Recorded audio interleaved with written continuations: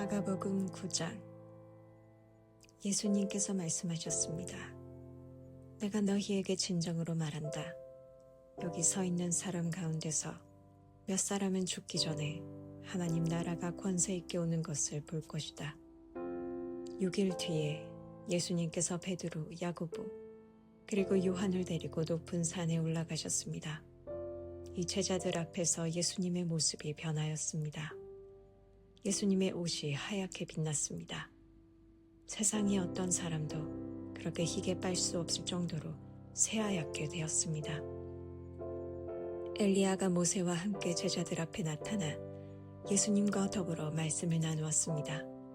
베드로가 예수님께 말했습니다. 선생님, 우리가 여기 있는 것이 좋겠습니다. 우리가 천막 셋을 세우겠습니다. 하나는 선생님을 위해, 하나는 모세를 위해, 그리고 또 하나는 엘리야를 위해서입니다. 베드로는 무엇을 말하는지 알지 못했습니다. 왜냐하면 그들이 두려움에 빠져 있었기 때문입니다. 구름이 그들을 덮었습니다. 그리고 그 구름 가운데서 목소리가 들렸습니다. 이 사람은 내가 사랑하는 아들이다. 그의 말을 들어라. 그 즉시 제자들이 주위를 둘러보았습니다. 그러나 예수님 외에는 아무도 볼 수 없었습니다. 예수님께서 제자들과 함께 산 아래로 내려오시면서 인자가 죽은 자 가운데서 다시 살아나기 전까지는 그들이 본 것을 아무에게도 말하지 말라고 명령하셨습니다. 제자들은 아무에게도 말하지 않았습니다. 그러나 제자들은 죽은 자 가운데서 다시 살아난다는 것이 무슨 뜻인가 서로에게 물었습니다. 제자들이 예수님께 물었습니다. 어째서 율법학자들은 엘리야가 먼저 와야 한다고 말을 합니까? 예수님께서 대답하셨습니다. 엘리야가 먼저 와서 모든 것을 회복시킨다. 그런데 인자가 많은 고통을 받고 멸시를 받을 것이라고 기록된 것은 어찌 된 것이냐? 내가 너희에게 말한다. 엘리야는 이미 왔다.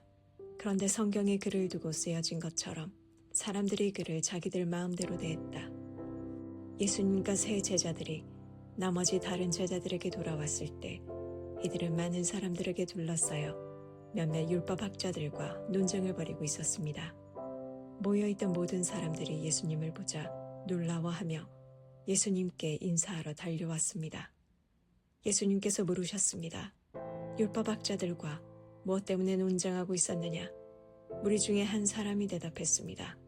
선생님, 더러운 귀신이 들려서 말을 못하는 제 아들을 데리고 왔습니다. 그 귀신이 아들을 사로잡으면 아이가 땅에 넘어집니다. 그러면 입에 거품을 물고 이를 갈면서 몸이 뻣뻣해집니다. 제가 제자들에게 귀신을 쫓아달라고 했는데 하지 못하였습니다. 예수님께서 대답하셨습니다. 이 믿음 없는 세대여, 내가 얼마나 너희와 함께 있어야 하느냐? 내가 너희를 얼마나 더 두고 보아야 하느냐? 그를 내게로 데리고 와라. 제자들이 소년을 예수님께 데리고 왔습니다. 악한 귀신이 예수님을 보자마자 소년에게 경련을 일으켰습니다. 소년은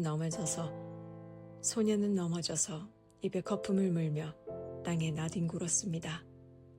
예수님께서 그 소년의 아버지에게 물으셨습니다. 이렇게 된 지가 얼마나 되었느냐? 어려서부터입니다. 귀신이 자주 아이를 죽이려고 불 속이나 물 속에 내던지기도 하였습니다. 할 수만 있다면 불쌍히 여기시고 도와주십시오. 예수님께서 그에게 말씀하셨습니다.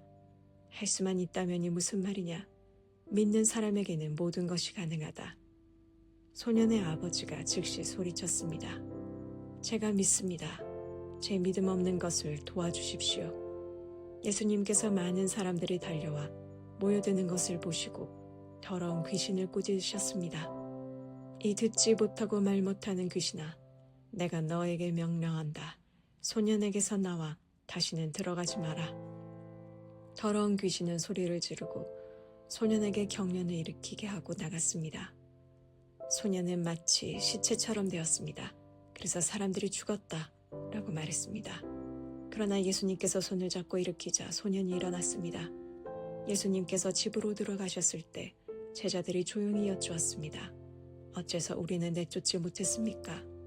예수님께서는 이런 종류의 귀신은 오직 기도로만 쫓아낼 수 있다고 대답하셨습니다. 예수님과 제자들이 그곳을 떠나 갈릴리를 지나가셨습니다. 예수님께서는 이것을 알리기를 꺼려하셨습니다. 예수님께서 제자들을 가르치셨습니다. 인자가 사람들의 손에 넘겨질 것이고 그들은 인자를 죽일 것이다. 그러나 죽은 지 3일 뒤에 다시 살아날 것이다. 그러나 제자들은 이 말씀을 이해하지 못했습니다. 그리고 예수님께 묻기를 두려워했습니다. 예수님과 제자들이 가버나움으로 갔습니다. 예수님께서 집에 계실 때 제자들에게 물으셨습니다. 너희가 오는 길에 무엇을 두고 논쟁을 벌였느냐? 제자들은 잠잠했습니다. 왜냐하면 그들이 자기들 중에서 누가 가장 높은가를 두고 길에서 다투었기 때문입니다. 예수님께서는 앉으셔서 12제자를 부르셨습니다. 그리고 말씀하셨습니다. 누구든지 첫째가 되려면 다른 모든 사람보다 나중이 되어야 하고 모든 사람의 종이 되어야 한다. 그리고 한 어린이를 데려와 제자들 가운데 세우셨습니다. 그 아이를 팔에 안으시고 말씀하셨습니다. 누구든지 내 이름으로 이런 어린이 하나를 받아들이면 나를 받아들이는 것이다. 또 누구든지 나를 받아들이는 사람은 나를 받아들인 것이 아니라 나를 보내신 분을 받아들인 것이다. 요한이 예수님께 말했습니다. 선생님의 이름으로 귀신을 내쫓는 사람을 보고 하지 못하게 하셨습니다. 그것은 그 사람이 우리를 따르지 않는 사람이기 때문입니다. 예수님께서 말씀하셨습니다. 그를 막지 마라. 내 이름으로 기적을 행하고 곧바로 나에 대해서 나쁜 말을 하는 사람은 없다. 우리에게 반대하지 않는 사람은 우리 편이다. 내가 너희에게 진정으로 말한다. 누구든지 너희가 그리스도의 사람이기 때문에 마실 물 한 잔을 건네주는 사람은 결코 상을 잃지 않을 것이다. 또 나를 믿는 어린아이들 가운데 하나를 죄짓게 하는 사람은 차라리 커다란 연자 맷돌을 목에 걸고 바다에 빠지는 것이 더 낫다. 만일 내 손이 죄짓게 한다면 그것을 잘라버려라. 두 손을 가지고 지옥에 꺼지지 않는 불 속으로 던져지는 것보다 장애인으로 영원한 생명을 누리는 곳에 들어가는 것이 훨씬 낫다. 만일 내 발이 죄짓게 한다면 그것을 잘라버려라. 두 발을 가지고 지옥에 던져지는 것보다 저는 발로 하늘나라에 들어가는 것이 더 낫다. 만일 내 눈이 죄짓게 한다면 그것을 뽑아버려라. 두 눈을 가지고 지옥에 던져지는 것보다 한 눈만 가지고 하나님 나라에 들어가는 것이 더 낫다. 지옥에 사는 벌레도 죽지 않으며 불이 꺼지지도 않는다. 모든 사람이 소금 절이듯 불로 절여질 것이다. 소금은 좋은 것이다. 그러나 만일 소금이 짠맛을 잃으면 무엇으로 다시 짜게 하겠느냐? 서로가 소금을 지니고 화목하게 지내라.